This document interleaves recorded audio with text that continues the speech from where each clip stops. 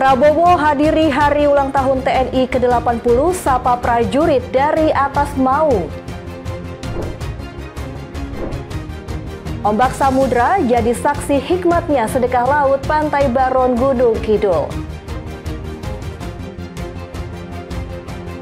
Prabowo tekankan pemimpin TNI utamakan prestasi dan pengabdian. Halo, selamat pagi pemirsa setia Berita Nasional TV. Sedang sekali Berita Nasional Pagi kembali hadir menyapa Anda. Selain 3 berita utama tadi, akan ada informasi lainnya dari dunia politik, ekonomi, hingga isu sosial yang sedang hangat diperbincangkan. Bersama saya, Restu Wulandari, inilah Berita Nasional Pagi selengkapnya. Kita langsung saja ke berita utama pemirsa. Presiden Republik Indonesia Prabowo Subianto menghadiri peringatan hari ulang tahun ke-80 TNI di lapangan Silang Monumen Nasional Jakarta Pusat pada Minggu pagi. Lebih dari 50 kali Prabowo mengutarakan ucapan terima kasih kepada ribuan prajurit saat memeriksa pasukan dalam rangkaian upacara peringatan hari ulang tahun TNI ke-80. Kepada lambang-lambang kesatuan, hormat, senjata! Dalam rangkaian upacara peringatan Hari Ulang Tahun TNI ke-80, Presiden Prabowo Subianto mengucapkan terima kasih lebih dari 50 kali kepada ribuan prajurit. Prabowo memberikan hormatnya kepada para prajurit dan menyampaikan langsung kepada mereka dengan kalimat terima kasih atas pengabdianmu. Menggunakan kendaraan taktis Maung, Presiden Prabowo berdiri dan mengecek pasukan beserta alutsista yang berjejer di lapangan Silang Monas. Didampingi Menteri Pertahanan Syafri Syamsuddin, Panglima TNI Agus Subianto, dan Komandan Upacara Letnan Jenderal TNI Bambang Trisno Hadi. Terima kasih pengabdianmu. Terima kasih pengabdianmu. Terima kasih pengabdianmu. Terima kasih pengabdianmu.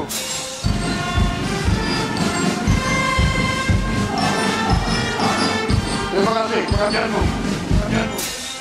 Dari Jakarta, Natasha Alko, Galuh Angga, Berita Nasional TV. Terima kasih pengabdianmu. Terima kasih pengabdianmu. Tentara Nasional Indonesia menggelar perayaan Hari Ulang Tahun ke-80 yang digelar di kawasan Monas, Jakarta pada Minggu pagi kemarin. Di usianya yang ke-80, TNI menunjukkan keberadaannya sebagai garda terdepan yang tangguh menghadapi tantangan zaman. Baik pemirsa, Tentara Nasional Indonesia baru saja menggelar hari perayaan ulang tahunnya yang ke-80 sejak pagi tadi di kawasan Monas, Jakarta Pusat. Tentunya perayaan hari ulang tahun yang ke-80 ini dihadiri oleh ribuan pasukan TNI, mulai dari TNI Angkatan Laut, TNI Angkatan Udara, dan juga TNI Angkatan Darat. Dan hari perayaan ulang tahun yang ke-80 ini juga dihadiri langsung oleh Presiden Republik Indonesia Prabowo Subianto, yang juga dihadiri oleh Panglima TNI, Menteri Pertahanan, Wakil Panglima, dan juga para tokoh-tokoh bersejarah yang ada di Indonesia. Dalam upacara tadi, Presiden Prabowo Subianto yang ditemani dengan Panglima, Menteri Pertahanan, Kepala Staf 3 Matra tadi melakukan pemeriksaan pasukan menggunakan mobil Maung. Yang mencuri perhatian saya tadi, Presiden Prabowo Subianto mengucapkan kata-kata berulang kali, yaitu mengucapkan kata terima kasih kepada para prajurit TNI, di mana pengucapan terima kasih ini tentunya melambangkan dan juga mengartikan ucapan yang sangat tulus dari Presiden Prabowo Subianto kepada para prajuritnya, karena telah bekerja dengan keras menjaga ketertiban di Indonesia begitu. Ya baik pemirsa, tadi selain perayaan upacara, tadi juga ada penampilan keterampilan atau kemampuan dari para prajurit, mulai dari prajurit Angkatan Udara, tadi ada demo udara juga, lalu juga ada sirkuit training seperti operasi senyap gitu. Ini saya berkali-kali merasa bangga dan merasa terharu melihat kemampuan dan juga keterampilan dari para prajurit TNI Indonesia. Ini cukup membuktikan bahwa para prajurit ini cukup stabil dan juga berstamina dan juga memiliki kemampuan yang luar biasa untuk mengamankan kedamaian dan juga ketentraman di bangsa Indonesia ini. Dan kalau kita lihat dari kawasan Monas ini sudah banyak banget antusias dari masyarakat, melihat banyak banget masyarakat yang hadir untuk menyaksikan langsung perayaan HUT ke-80 TNI ini. Seperti tadinya ada demo udara, itu tentunya menjadi momen yang sangat dinanti-nantikan oleh masyarakat karena ini tentunya hanya ditampilkan 1 tahun sekali oleh TNI begitu. Ya baik pemirsa, dengan ulang tahun yang ke-80 ini tentunya Tentara Indonesia semakin menunjukkan bahwa Tentara Indonesia ini memiliki kinerja yang sangat profesional dan juga memiliki dan menjadi garda terdepan bagi kedaulatan negara Republik Indonesia ini begitu. Dari Jakarta, Natasha Alko, Galuh Anggara, Berita Nasional TV. Ya, masih dari perayaan Hari Ulang Tahun ke-80 Tentara Nasional Indonesia yang berlangsung di kawasan Monas, Jakarta pada Minggu kemarin, berbagai kegiatan memeriahkan Hari Ulang Tahun TNI ke-80, mulai dari upacara, penampilan kemampuan dan keterampilan prajurit, hingga hiburan rakyat.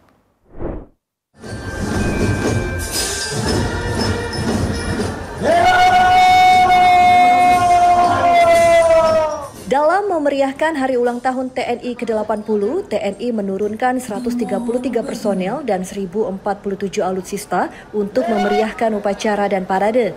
Para prajurit TNI menunjukkan keterampilan dan kemampuannya mulai dari atraksi udara, manuver kendaraan tempur, bela diri militer, serbuan gedung, serta penerjunan Victory Jump mewarnai langit lapangan Monas.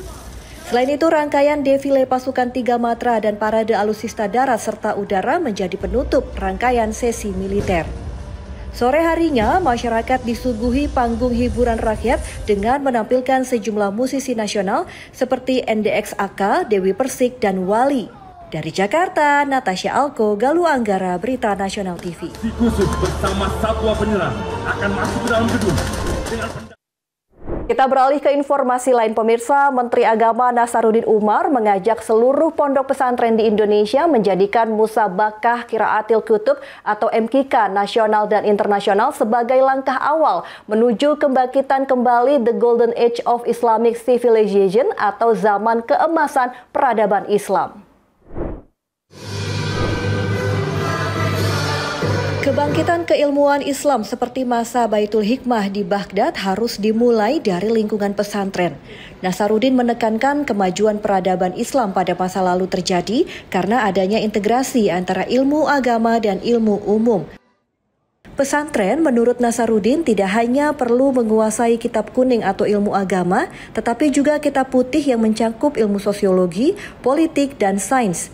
Integrasi kedua bidang ilmu tersebut diyakini akan melahirkan generasi insan kamil yang paripurna dalam keilmuan dan akhlak.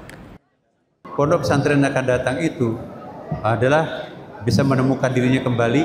Obsesi kita ke depan, semoga pondok pesantren ini bisa menjadi pendukung berat untuk lahirnya pusat peradaban dunia Islam modern yang nanti insya Allah kita doakan akan berpusat di Indonesia. Menak juga menegaskan bahwa pesantren merupakan benteng terkuat bangsa Indonesia yang memiliki peran penting dalam menjaga nilai-nilai keislaman dan kebangsaan. Musabaqah Qiraatil Kutub Internasional atau MQKI 2025 digelar di Pesantren As-Adiyah Wajo, Sulawesi Selatan pada 1 hingga 7 Oktober 2025. Rangkaian kegiatan meliputi musabaqah, halakah ulama internasional, ekspo kemandirian pesantren, As-Adiyah bersyalawat, perkemahan santri, dan pesantren hijau. Mahendra Dewanata, Berita Nasional TV. Partai Golkar terus memperkuat kaderisasi politik melalui diklat anggota muda Partai Golkar. Ketua Umum Golkar Bahlil Lahadalia mengapresiasi langkah AMPG yang secara konsisten melaksanakan pendidikan politik dan konsolidasi kader untuk membangun generasi muda berkualitas menjelang pemilu 2029.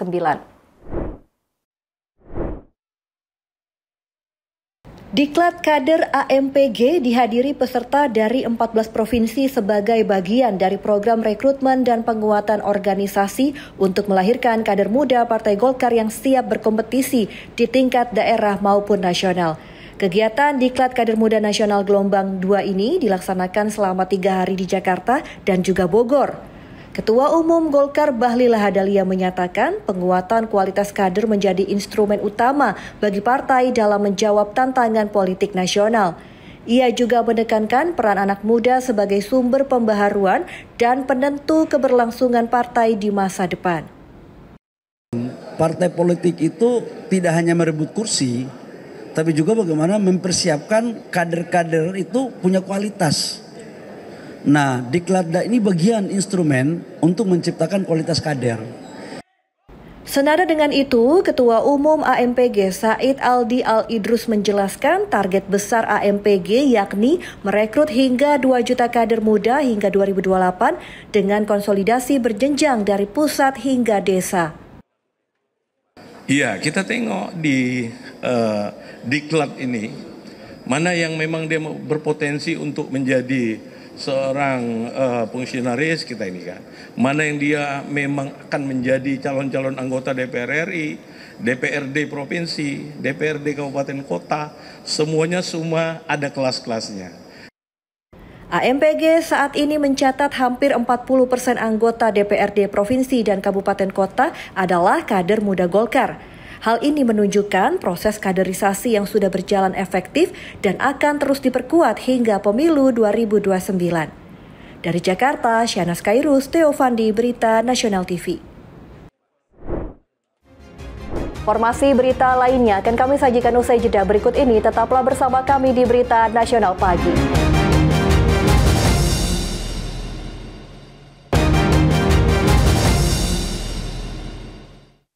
Anda kembali bersama kami di Berita Nasional Pagi. Pemirsa, upacara adat labuhan atau sedekah laut di Pantai Baron Gunung Kidul selalu menjadi daya tarik warga dan wisatawan.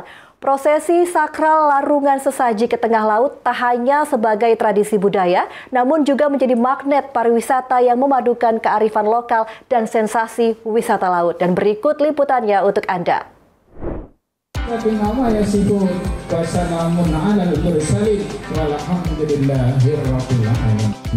Budaya Kabupaten Gunung Kidul memang tak pernah surut dari kehidupan masyarakatnya.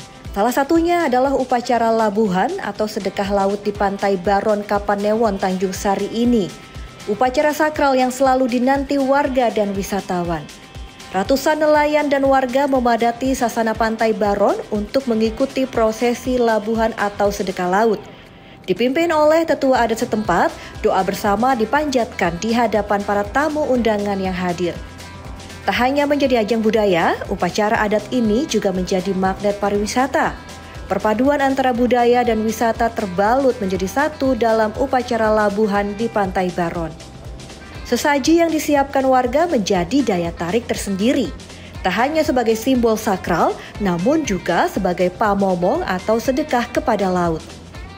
Sebelum sesaji dilarung, gunungan yang berisi hasil bumi dan makanan diarak menuju bibir pantai dengan berbagai kesenian tradisional. Iring-iringan itu lalu dibawa ke kapal jungkung untuk dilarung ke tengah laut. Prosesi makin hikmat saat para sesepuh dan tamu undangan melakukan tabur bunga di tepi pantai sebelum larungan dimulai. Pemandangan berbeda terlihat ketika kapal jungkung para nelayan menerjang ombak besar Samudra Hindia. Para pejabat dan wisatawan yang ikut menyertai larungan disuguhi sensasi mengarungi gelombang laut lepas. Ketika gunungan dilarung, belasan kapal nelayan mengelilinginya.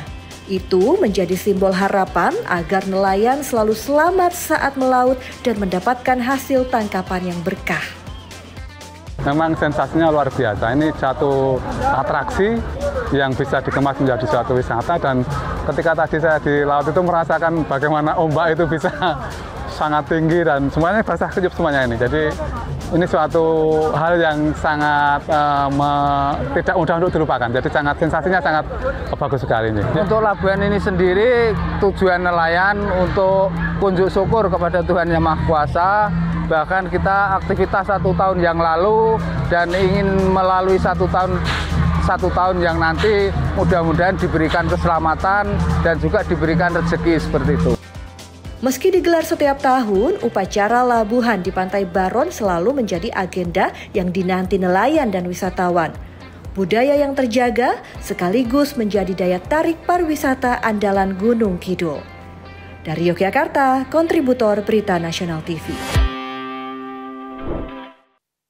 Kita beralih ke informasi lain pemirsa, aksi pencurian rumah kosong saat ditinggal pemiliknya bekerja di Kota Bekasi, Jawa Barat terekam kamera CCTV. Pelaku yang beraksi seorang diri ini masuk ke kamar setelah merusak pintu rumah dan diduga menggunakan benda tajam.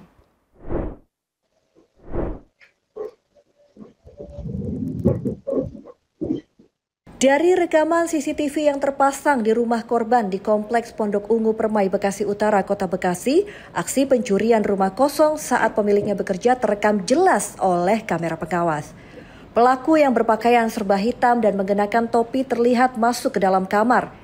Ia memeriksa lemari dan mengeluarkan dompet serta kardus kosong ponsel. Namun diduga tak mendapatkan barang berharga yang dicari. Sekitar 10 menit berada di dalam rumah, pelaku lalu melarikan diri tanpa membawa barang incaran. Menurut korban, pembobolan terjadi pada 1 Oktober kemarin saat rumah dalam keadaan kosong. Pelaku diduga masuk melalui pintu depan dengan cara mendobrak menggunakan benda tajam hingga pintu rusak. Kemarin sih kronologisnya saya pulang kerja itu sekitar jam 3:30-an, jam 3:30. Tiba-tiba pas lagi saya mau buka pintu, ternyata pintu di bawah ini saya ngeliat udah ada yang ngejebol. Pas saya mau masukin kunci, ternyata pintu udah kedorong, udah kebuka. Aksi pencurian di rumahnya merupakan kejadian pertama. Lingkungan yang sepi di siang hari diduga dimanfaatkan pelaku kejahatan untuk melancarkan aksi. Warga diminta lebih waspada dan meningkatkan keamanan di lingkungan tempat tinggal. Dari Bekasi, Tim Liputan Berita Nasional TV. 1 orang pengunjung kafe tewas dan 2 lainnya mengalami luka berat usai terlibat perkelahian sengit dengan kelompok pengunjung lainnya di sebuah kafe di Jalan Letjen Suprapto, Kemayoran, Jakarta Pusat pada Kamis dini hari.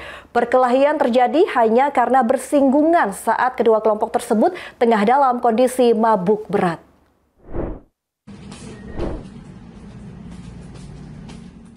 Para pengunjung Cafe B-Mart yang berlokasi di Jalan Letjen Suprapto, Kemayoran, Jakarta Pusat pada Kamis dini hari dikejutkan dengan aksi perkelahian sejumlah pemuda tepat di depan kafe. Kedua kelompok pemuda yang sama-sama pengunjung kafe tersebut terlibat baku hantam secara brutal hingga menutup jalan.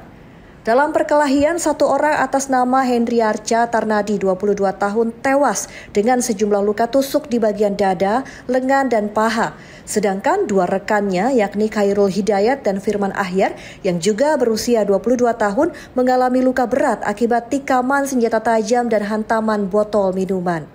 Kurang dari 1x24 jam, aparat Reskrim Polres Metro Jakarta Pusat berhasil meringkus 7 terduga pelaku di kawasan Tambun, Bekasi. 3 di antaranya dibawa ke lokasi kejadian untuk menjalani reka ulang. Perkelahian maut bermula saat ketiga korban dan 7 tersangka tengah menenggak minuman keras di lantai 2 kafe. Diduga hanya karena bersenggolan, keributan kecil antar 2 kubu tersebut pun terjadi, namun dapat direlai oleh petugas security kafe. Rupanya keributan berlanjut ketika ketiga korban keluar dari kafe yang langsung diserang oleh ke-7 tersangka. Salah satu tersangka yang membawa pisau menikam ketiganya dengan membabi buta. 2 tersangka lagi mempersenjatai diri dengan botol minuman, sementara sisanya hanya menggunakan tangan kosong. 7 orang diduga ada kesalahpahaman, kemudian ada keributan, ketegangan, dipisah oleh security. Itu pada pukul 12 atau 00.30. Ke-7 tersangka pun dijerat pasal 170 KUHP tentang pengeroyokan hingga mengakibatkan nyawa orang melayang dengan ancaman hukuman 12 tahun penjara.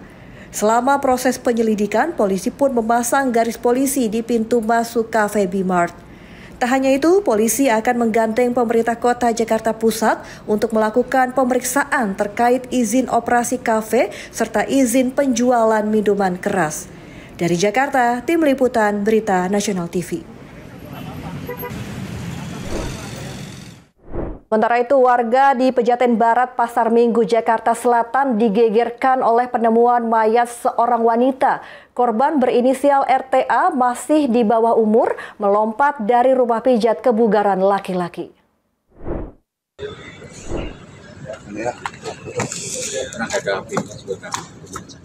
Mayat seorang wanita tanpa identitas ditemukan warga di Jalan Haji Tuti Alawiyah, Pejaten Barat, Pasar Minggu, Jakarta Selatan. Korban berpakaian kaos warna abu-abu dan celana panjang warna abu-abu dengan ciri-ciri kulit putih dan rambut hitam. Saat ditemukan, posisi korban terlentang di lahan kosong belakang gudang jasa pengiriman barang. Satreskrim Polres Metro Jakarta Selatan melakukan olah tempat kejadian perkara lantai atas Delta Spa. Selain itu, polisi juga sudah memeriksa sejumlah saksi termasuk dari pihak keluarga dan rekan korban. Ajun Komisaris Polisi Igo Fazar Akbar mengatakan dugaan sementara korban yang diketahui berinisial RTA ini masih di bawah umur dan melompat dari rumah pijat kebugaran laki-laki berdasarkan hasil olah TKP dan pemeriksaan CCTV. Dari hasil olah TKP yang kita dapat sementara ini, kita temukan adanya luka di bagian dagu, di tangan sebelah kiri lecet, dan perut. Saat ini jenazah korban sudah berada di Rumah Sakit Fatmawati, Jakarta Selatan dan menunggu pihak keluarga guna dilakukan otopsi. Dari Jakarta Selatan, kontributor Berita Nasional TV. Informasi berita lainnya akan kami sajikan usai jeda berikut ini. Tetaplah bersama kami di Berita Nasional Pagi.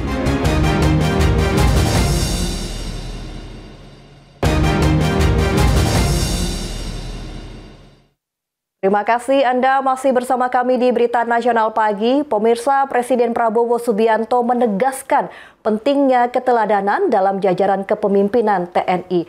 Prabowo juga mengingatkan seluruh unsur pimpinan TNI untuk terus membina diri dan memberikan contoh kepada anak buahnya.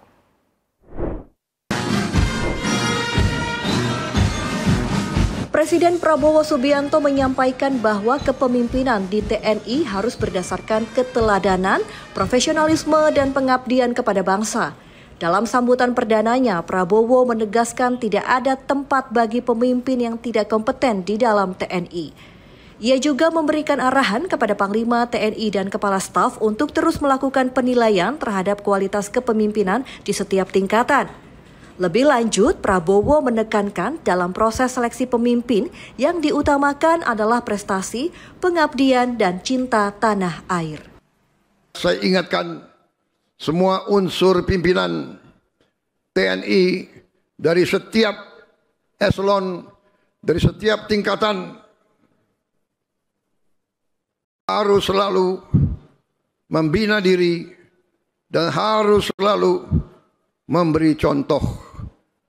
Kepemimpinan di TNI harus kepemimpinan keteladanan, harus kepemimpinan ingarso sung telodo, harus memberi contoh di depan. Tidak ada tempat untuk pemimpin-pemimpin yang tidak kompeten, yang tidak profesional, yang tidak mengerti tugasnya. Panglima TNI dan Kepala Staf terus-menerus saya perintahkan menilai pemimpin-pemimpin yang ada di TNI. Prajurit kita berhak dan menuntut kepemimpinan yang terbaik. Kepemimpinan yang terbaik. Saya memberi izin kepada Panglima TNI dan Kepala Staf dalam rangka seleksi kepemimpinan tidak perlu terlalu memperhitungkan senioritas. Yang penting prestasi, pengabdian, cinta tanah air. Dari Jakarta, Natasha Alko, Galuh Anggara, Berita Nasional TV. Selain itu, Presiden Prabowo Subianto juga meminta seluruh prajurit TNI untuk membantu pemerintah dan aparat penegak hukum untuk menjaga dan menyelamatkan kekayaan alam Indonesia. Prabowo mengatakan banyak sumber daya alam yang dicuri dari pihak asing. Prabowo menjelaskan Indonesia sejak zaman penjajahan sampai saat ini terus diganggu oleh kekuatan-kekuatan asing yang berupaya mencuri kekayaan alam Indonesia. Oleh karena itu, Prabowo mengingatkan TNI harus introspeksi diri, terutama saat mengevaluasi seluruh organisasi yang dimiliki saat ini.